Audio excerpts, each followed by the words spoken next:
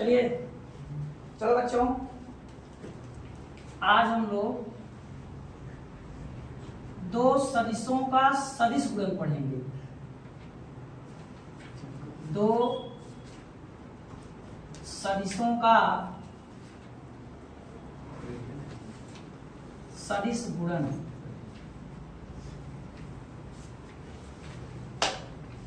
दो सदिशों में सदिश गुणन। दो सदिश का अदिश गुणन पढ़ चुके हैं, अब पढ़ेंगे दो सदिश का सदिश गुणन। इसको हम लोग क्रॉस प्रोडक्ट के नाम से भी जानते हैं। अदिश गुणन को डॉट प्रोडक्ट के नाम से जानते हैं और सदिश गुणन को क्रॉस प्रोडक्ट के नाम से जानते हैं। ठीक है, जब दो सदिश का सदिश गुणा होता है तो हमें एक नई सदिश राशि प्राप्त होती है। जब दो सदिश का सदिश गुणा होता है तो हमें क्या मिलती है? एक नई सदिश राशि। अर्थात दो सदिशों का जब सदिश गुणा करोगे तो हमें एक दूसरी सदिश मिलेगी। ध्यान दें, मान लीजिए ये कोई सदिश ए है और ये कोई सदिश बी है। इनके बीच में कोण थीटा क्या है? थीटा। इनके बीच में क्या है? कोण थीटा है। तो इनका सदिश गुणन क्या होगा? तो सदिश गुणन होगा ए क्रॉस बी बराबर ए क्रॉस बी बराबर सदिश ए का परिमाण सदिश बी का परिमाण sine theta n cap. Sine theta n cap. दो सदिश ए और बी के सदिश गुणन में क्रॉस प्रोडक्ट में मिलता है ए का परिमाण बी का परिमाण साइन थीटा एन कैप। यहाँ n cap a cross b की दिशा है। ए क्रॉस बी की दिशा। अच्छा बच्चे, ए क्रॉस बी जो होता है, ए क्रॉस बी, ये ए क्रॉस बी है, ये दोनों सदिशों के लंबवत होती है। ए क्रॉस बी दोनों सदिशों के लंबवत होती है। मतलब ये सदिश बी के भी लंबवत है और ये सदिश ए के भी लंबवत है। ऐसे समझो, ये किसी समतल में दो सदिश हैं। ये किसी समतल में दो सदिश हैं और जब इनका सदिश गुणा कराएंगे, क्या कराएंगे? सदिश गुणा कराएंगे। ध्यान से देखें इसको, ये दो सदिश हैं ना। एक सदिश मान लो ए है, एक बी हो। ये किस एंगल पर है जरूरी नहीं है, लेकिन जब सदिश गुणा कराएंगे तो वो इन दोनों के क्या रहेगा? लंबवत। दोनों क्या रहेगा? लंबवत। ध्यान से, ये दो ब्लैक वाली जो दो मार्कर हैं, ये दो अलग अलग सदिश हैं। ये किसी समतल में लाई कर रहे हैं और किसी भी एंगल पे हो सकते हैं, लेकिन इनका जो क्रॉस प्रोडक्ट होगा वो इनके क्या होगा? लंबवत होगा। तो कभी भी अगर आपसे दो सदिश दे करके उनके लंबवत सदिश पूछ ले, ध्यान देना, अगर दो सदिश दे करके उनके लंबवत सदिश पूछ ले तो जान लेना कि दोनों का क्रॉस गुणा करा दो। अच्छा, उस क्रॉस गुणा की दिशा क्या होगी? वही है एन कैप। क्रॉस गुणा की दिशा है क्या है? N cap. समझ में आ गया? ये दो सदिश ए और बी जिनके बीच का कोण थीटा है, तो ए क्रॉस बी बराबर होगा ए का परिमाण बी का परिमाण साइन थीटा एन कैप। अगर आपसे पूछा जाए यहाँ एन कैप क्या है? ए क्रॉस बी की दिशा है। ए क्रॉस बी ए और बी दोनों के लंबवत है। क्या है? लंबवत। अगर यहां से हम ए क्रॉस बी का परिमाण निकालेंगे तो आएगा ए बी साइन थीटा। क्या आएगा? साइन थीटा, क्योंकि परिमाण में अब दिशा भी रह जाएगी। या लिख सकते हैं साइन थीटा बराबर ए क्रॉस बी का परिमाण बटे ए का परिमाण बी का। ए का परिमाण बी का। यानी अगर दो सदिश के बीच कोण पूछा जाए और क्रॉस प्रोडक्ट से पूछा जाए तो ये सूत्र लगाएंगे। डॉट प्रोडक्ट से आपको पता ही है cos थीटा रद्द होता है सदिश A डॉट सदिश B बटे सदिश A का परिमाण इंटू सदिश B का। अगर कभी भी दो सदिश के बीच बच्चा कोण पूछा जाए तो हमेशा हम अदिश गुणन से ही लगाएंगे, लेकिन अगर प्रतिबद्धता रहेगी क्रॉस प्रोडक्ट की, कंडीशन वैसा रहेगा तो इसको लगाएंगे। बाकी गुण आप जानते हैं। आइए देखिए 3 डायमेंशन देखिए, 3D में देखिए, ये x एक्सिस, ये y एक्सिस, ये z एक्सिस, ये ओरिजिन है, ये क्या है ओरिजिन है। x एक्सिस के अनुदिश के डायरेक्शन जो एकांक सदिश होता है i, y के डायरेक्शन में j और j के डायरेक्शन में k। अगर आपसे अच्छा एक बात मैंने भी बताया, a और b का जब क्रॉस गुणा लेते हैं, a और b का जब क्रॉस गुणा लेते हैं तो वो उसके लंबवत सदिश होता है ना। a और b का जब क्रॉस गुणा कराते हैं तो जो नई सदिश आती है वो a और b की क्या होती है लंबवत।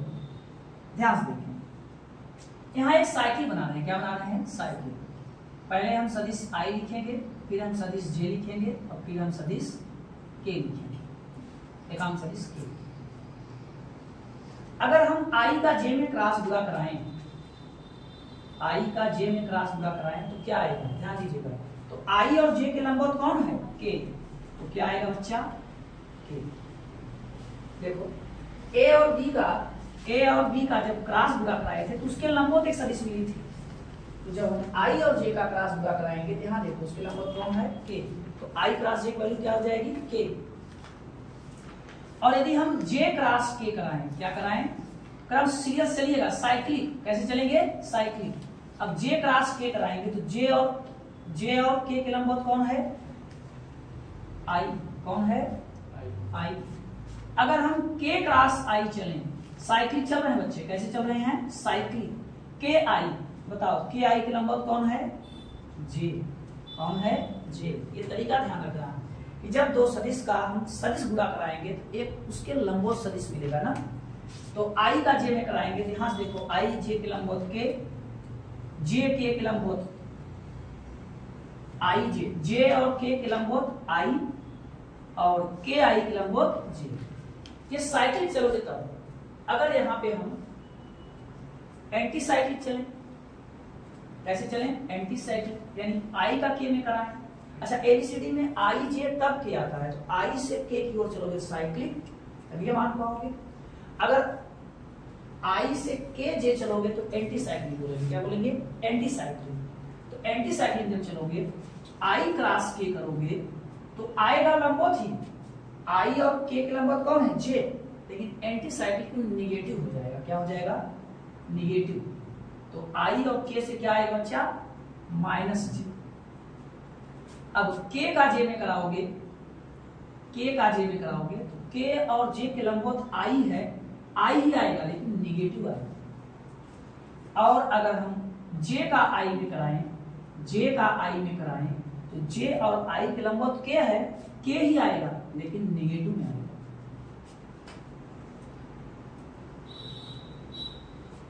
इससे यह क्लियर हो गया, यहाँ i j का वैल्यू k है और j और i का वैल्यू माइनस k है। कि सदिश गुणन कम्यूटेटिव लॉ का पालन नहीं करता, क्रम विनिमय नियम का पालन नहीं करता।